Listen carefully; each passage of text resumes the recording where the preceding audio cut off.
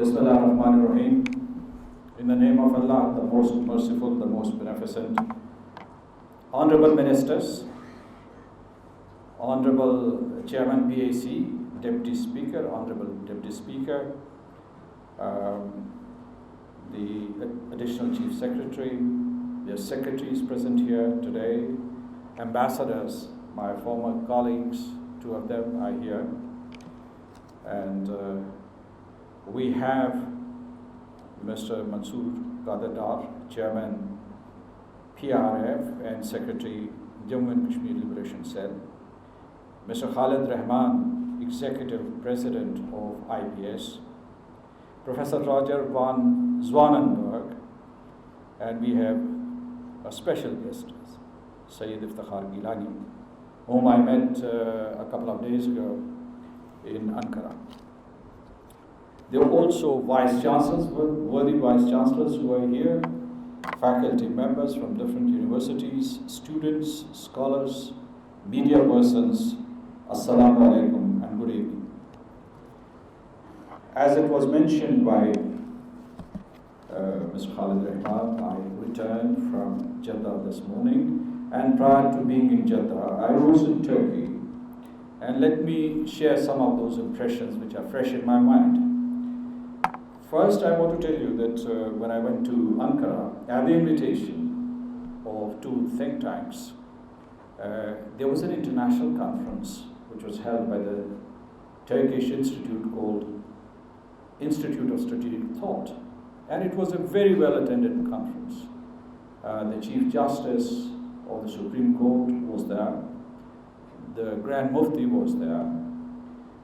There was representation from 3 political parties. And there were delegates from Indonesia, Egypt, and Iran. And they were experts from the United States, from Canada, from United Kingdom, whole of Europe, and many parts of the world who were there.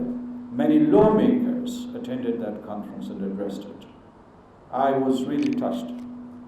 I was invited there as chief guest in the inaugural session. The reason I mention it is that Turkey is 100% supportive.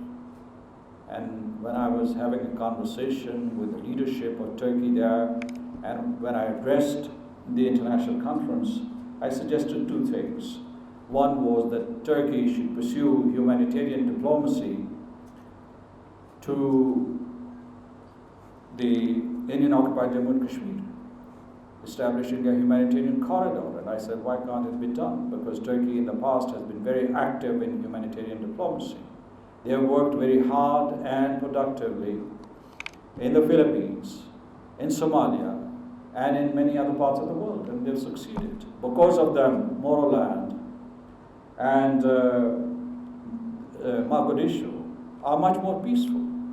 So, and the other suggestion that I made was that Turkey, because it is a trustworthy country, and it has international stature, and it has supported the cause of Kashmir, and it has emphasized the need for multilateral diplomacy. I said, why don't you play a role as a mediator, as a facilitator? Why don't you offer your good offices for the resolution of the Jammu and Kashmir dispute? And they seemed amenable to these suggestions. I also had meetings with the parliamentarians in Turkey, and there, I think they're considering to raise this issue in the Council of Europe. I also met a group of international students from Asia, from Africa, from Central America, and they promised and pledged, each one of them. There are about 66, but I met about 30 of them at very short notice, and they pledged that from that point onward, they would start working for Kashmir in their homes, in Turkey, and in the international community.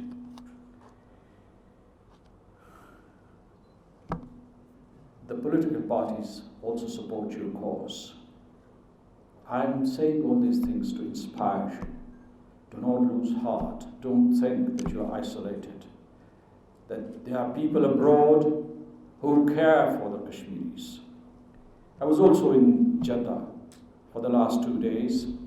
I had a meeting with the OIC Secretary General, and I suggested to him that, of course, there is the United Nations, but when it comes to Muslims, they look towards the OIC and its leader, and the OIC Secretary General becomes the face of the Islamic Ummah.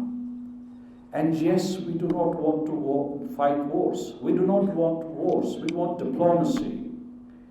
But there should be greater diligence by the Organization of Islamic Cooperation on behalf of the oppressed people, like the ones are there in the Jammu and Kashmir territory, the occupied territory. And I said, ye band kar dijiyega.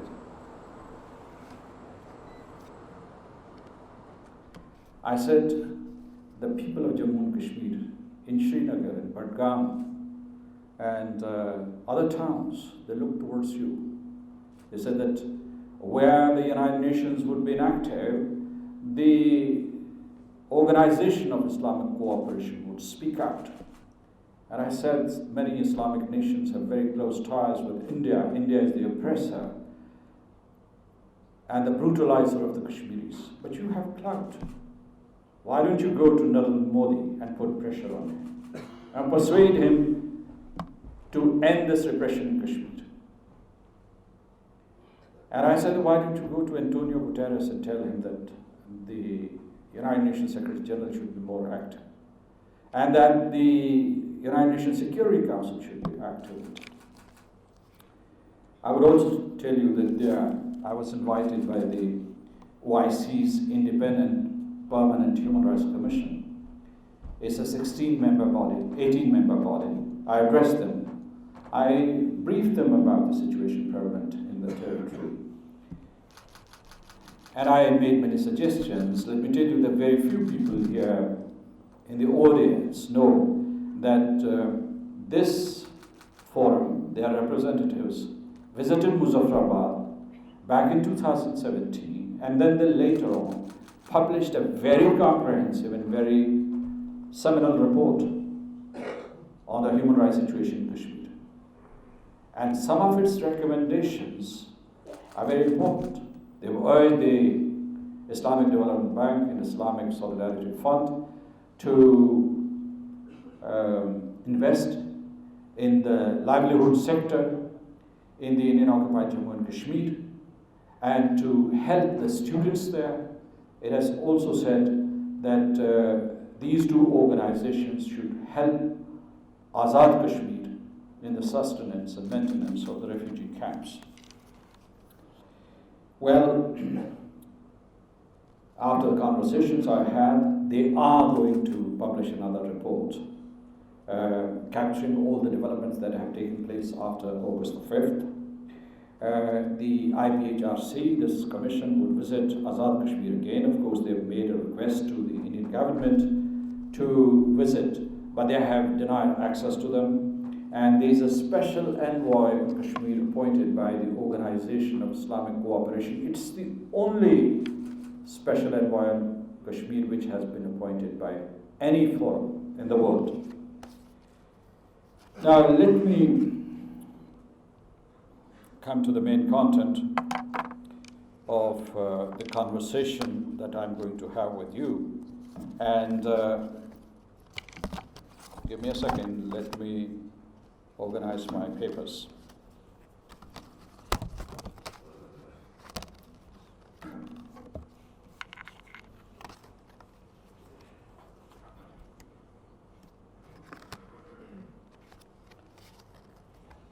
Yes, here we are.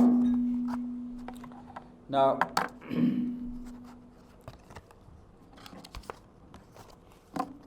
the topic for today, I'm not taking this inaugural session lightly, so I have tried to focus on the topic, and you would have detailed deliberations tomorrow. But the topic is crisis of Kashmir amidst the regional and global dynamics. Let me address the topic. First, I want to thank the IPS and the KLC for organizing this event. What is the significance of this event? I mean, I have addressed many conferences in Pakistan, in all the cities of Pakistan, abroad, in Brussels and in Ankara, as I said, in Jeddah, in London, in New York, in Houston, in Philadelphia. The real importance of this conference is that this is being held in Azad Kashmir, in the capital of Muzaffarabad. Mr. Mir would know that a couple of years ago we were trying to host an international conference here, but there were some snags and impediments and we could not complete that project. But thank you so much, Mr. Kader, Mr. Dar, in fact, Mr. Masood Kader Dar, and Mr. Khalid Rahman for bringing this conference to the capital of Azad Jammu and Kashmir. अच्छा जी, मुझे पता है कि आप लोगों को भूख बहुत ज़्यादा लगी हुई है, तो लेकिन ताली बजानी है तो कुछ ज़ोर से बजाइए और या ना बजाइए, लेकिन अगर कोई गलती से हाथ उठा ले, ताली बजा ले तो उसका जवाब दीजिए और बाज़गश्त होनी चाहिए. अच्छा जी, so it is a timely conference because the crisis, human rights crisis and humanitarian crisis in the Indian occupied Jammu and Kashmir has assumed most sinister proportions, unprecedented in this century, and I would say unprecedented in the past century. You know about the crimes, the list of the crimes. On August the 5th, the Indian occupied Jammu and Kashmir was invaded, reoccupied, bifurcated, and brutalized. And now India has said, after October 31st, that it would colonize the territory of Jammu and Kashmir, that it would bring Hindus from all over India and settle them in Kashmir, and Kashmiris living in Kashmir would be displaced. They would be made homeless in their own home. They would be forced to migrate to other parts of India or to Azad Kashmir or to Pakistan, as it was done in 1947, so that they can reduce the majority of the Muslims in the valley of Kashmir, some parts of Jammu and Ladakh, into a minority. Now, October the 31st, India went a step further and said that this entire territory is theirs. There is no more disputed. And they redrew fake maps. And they included the territory of Azad Jammu and Kashmir and Gilgit-Baltistan in these maps that they have issued. They've reduced the state of Jammu and Kashmir from being a state to a municipal territory. So, reduction of the status of a land and a people that do not belong to India. That is the main outrage that has taken place. You know, India tries to peddle this refrain of normalcy. They're telling everybody that the situation in the Indian occupied Jammu and Kashmir is normal. And they are using many devices to do that. They are saying that they are fighting terrorism in Kashmir. Second, they are saying that they have taken these measures to usher in an era of development in the occupied territory. They are trying to create a political class because they have incarcerated the entire political leadership, our leaders, the Hurriyat leaders, and the leadership that was loyal to India. All are under detention. And then to divert attention from the crimes it is committing against humanity, it has started threatening the people of Azad Kashmir. It has threatened that it would attack and retake Azad Kashmir, and it has started to threaten disintegration of Pakistan, and they have threatened that they would use nuclear weapons in this cursed mission. And the final card that they are playing, so that nobody pays attention to what is happening in the Indian occupied Jammu and Kashmir, is the card of Hindutva, the fascist, new fascist doctrine of violent extremism. And they are taking these steps systematically. First Kashmir, then disenfranchisement of the 1.9 Muslims in Assam, and threatening that this would be replicated throughout India. And then finally, Ayodhya decision given by that very biased, prejudiced, unjust decision given by the Supreme Court of India. So that this tumult and turbulence and the attention of the world is diverted, and of the people of India and Pakistan is diverted, and they can go ahead with their pernicious agenda of consolidating their illegitimate rule in the Indian occupied Jammu and Kashmir. Why are they doing it? They're doing it because they want to create an atmosphere for acquiescence. What is acquiescence? That while India is busy committing these crimes against humanity, the people of Azad Kashmir, the people of Pakistan do not react, the international community doesn't react, and therefore there is a direct or indirect endorsement of the crimes India is committing. And there's a long list of crimes. It's genocide, it is ethnic cleansing, it is massacres, it is war crimes, it's crimes against humanity. There's another sinister plan. They want to exclude Kashmiris from the dispute of Kashmir, and they want to exclude the United Nations from the dispute of Kashmir. Somebody said in his remarks before me that, I think it was Mr. Khalid Rahman who said that Kashmir is an unfinished agenda of the partition. I would say it is an unfinished agenda of the new international order or of the United Nations Security Council, because it too had an obligation to implement its resolutions and decisions. India wants to bilateralize the issue.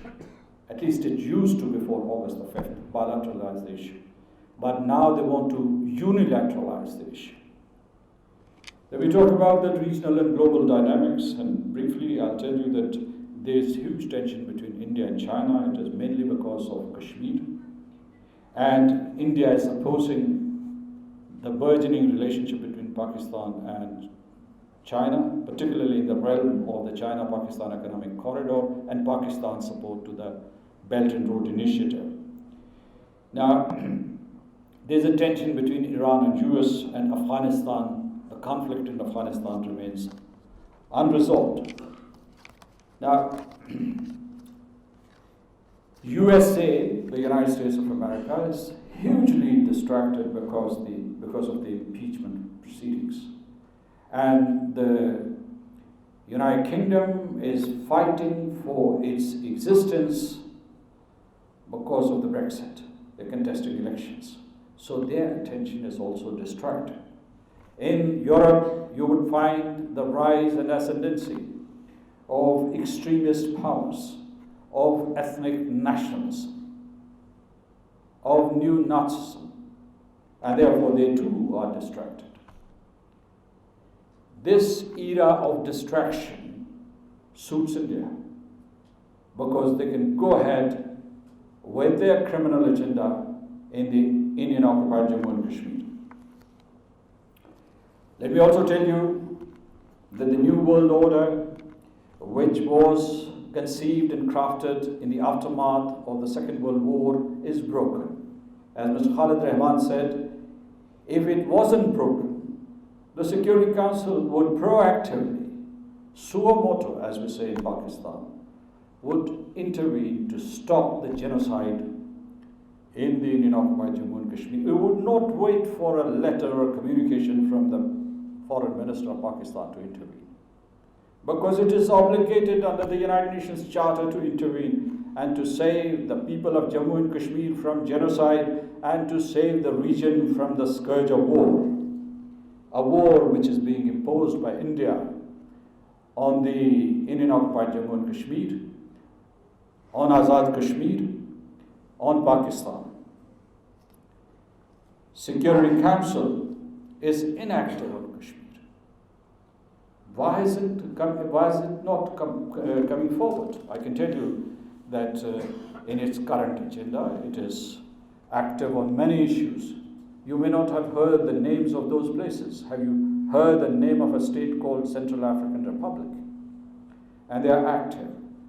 And in regard to South Sudan, and in regard to some Central Asian issues, or in regard to Mali, or West Africa, but it is completely inactive on Kashmir. Kashmir, which is the elephant in the room of global society. Elephant in the room. You cannot ignore it. You do not address it. You're in Security Council, but you know it is the most serious problem on the face of the earth. And as Mr. Khalid Rahman pointed out, if you do not intervene, you run the risk of triggering a nuclear war between India and Pakistan with dire consequences. And I was talking to many audiences all over the world, and I said that if there's a nuclear war between India and Pakistan, because you do not act to stem or stop this war, the consequence would be that there would be instant death of millions of people, hundreds of millions of people, and that there would be a nuclear winter, and that there would be a nuclear apocalypse, and that you would lose all your crops in many parts of the world. 2.5 billion people all around would be affected. We would be affected, of course, the people of Jammu and Kashmir and the people of India and Pakistan would be affected most directly, most dangerously, most lethally.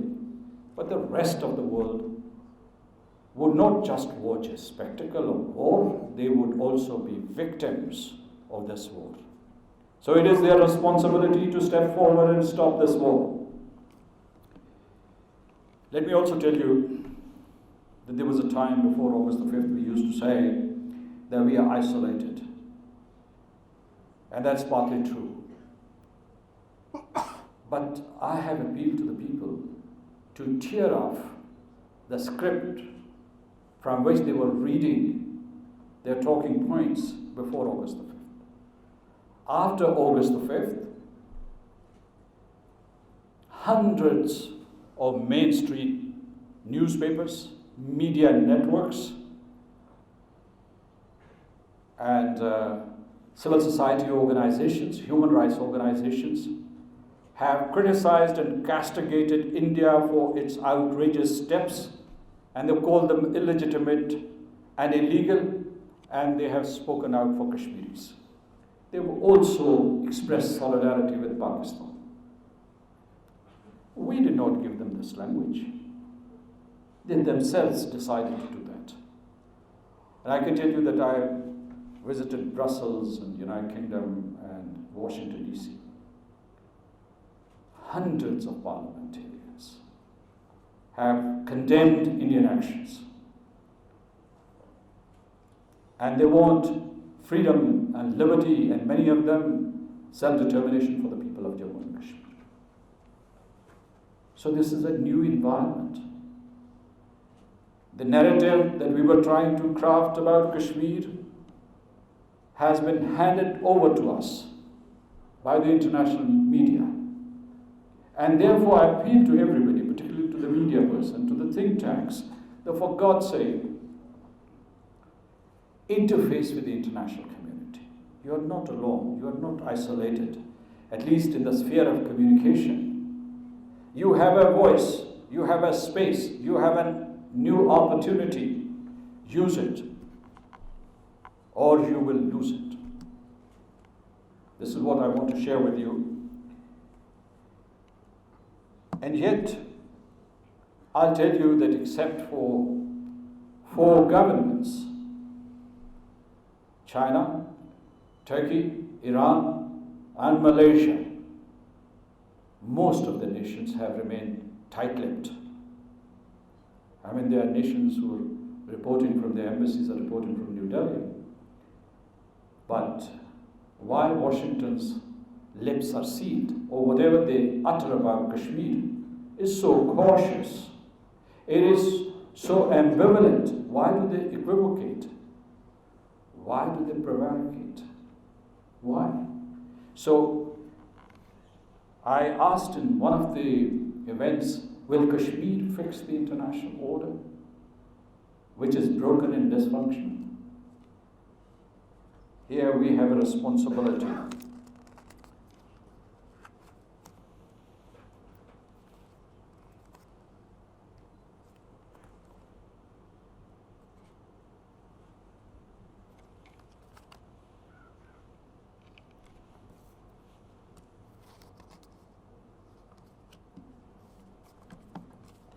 कुछ खुशी सुना दूँ आपको, तकरीर खत्म होने वाली। But not yet. Hear me out. Hear me out for a while. Today, in the presence of Mr. Iftikhar Gilani, I salute those 100,000 Kashmiris who have embraced martyrdom and laid down their lives for freedom and self-determination of Jammu and Kashmir. And I want to salute mothers and daughters and young boys and their fathers and men, women of all ages and our dear children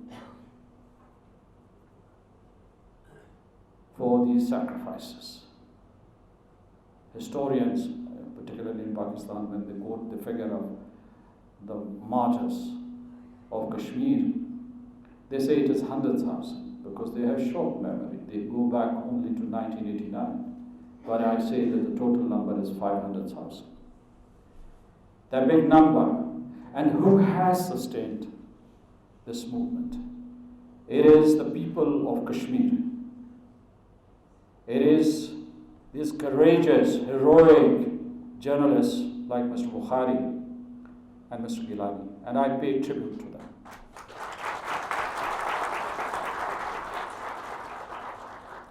Let me also repeat this tribute again for the entire population of Jammu and Kashmir, because Kashmiris, as I have said on many occasions, are the most unarmed people on earth.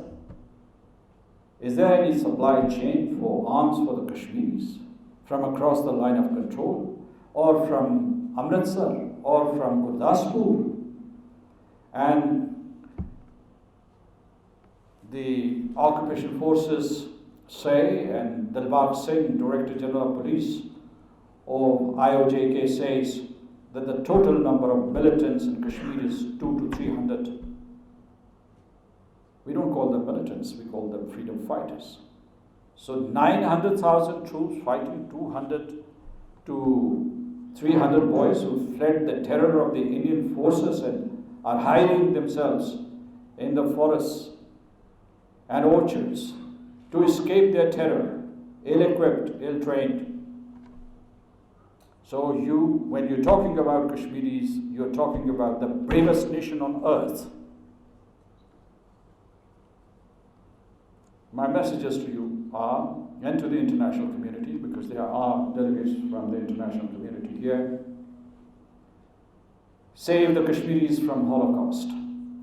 Last century, Hitler and Mussolini were appeased by the United Kingdom and France, and the result was a devastating war, and the result was earmarking of a segment of population called Jews, and then they were sent to the concentration camps and to the gas chambers, and they were eliminated there. So are Kashmiris being earmarked as that segment of population which would be eliminated in this century? And while the United Nations Security Council would be watching and twiddling its thumbs, and they would be measuring and balancing their statements,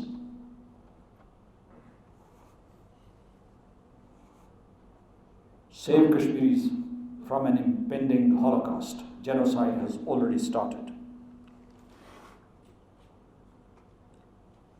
And stop this consolidation of the illegal measures that India has taken. I mean, this international conference is being held, and my appeal to all the experts is, please try to put together, synthesize the body of applicable human rights laws or international humanitarian law that applies to the actions that India is taking. Because there's a competition between lexicons, legal lexicons. We have one legal lexicon, India has another. India says that whatever it is doing is legal and constitutional. And we are saying that all that India has done is illegal and illicit and illegitimate, and it violates the international law. But there's a competition. Who would grab the space and uphold international law? The onus is on us. And as somebody said, that you have to construct this narrative about human rights regime and about legal standing. Your legal standing, the standing of the people of Jammu and Kashmir. And we all have to oppose Hindutva, which is threatening our entire society. Now, final messages. Messages to the international community, our own people. Kashmiris should not be treated as the orphans of global society and, in fact, of the Islamic Ummah. Are the Kashmiris without any protection whatsoever? That they would be besieged and killed and maimed and tortured, and we would only make rhetorical pronouncements and do nothing about them? I am confident that Kashmiris will win freedom under all circumstances, and no power on earth can stop from attaining their inalienable right. But let me tell you, I was recently in the United States, and I said that in accordance with the Second Amendment, you are given this right to have weapons in peacetime to protect yourself, an individual, your family, and your neighborhood. Why is this right being denied to the people of Indian-occupied Jammu and Kashmir, who are being killed by our professional army? And I said that, look, you also fought a war of independence. And when you look at the statues of your founding fathers, do you consider them to be heroes or terrorists? What I want to say is that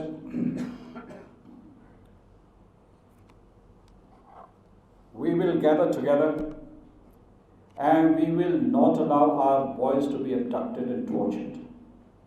And we would not leave them to the mercy of the brutal Indian armed forces. And we would not allow our girls and women to live in a state of fear and to be raped and molested by these occupiers. India's actions would have consequences, let me tell you. We would make them accountable. The oppressors are making us cry. A day would come, we will make them cry. We will make them repentant on the crimes that they have committed.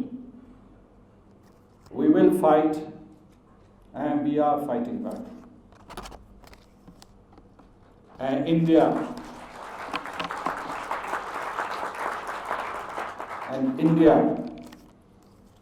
would I promise you, Mr. Iftikhar Gilani, the Honorable Minister of Azad Jammu and Kashmir, or the Honorary Minister of Azad Jammu and Kashmir, that we would not let India erase Kashmiri identity under any circumstances.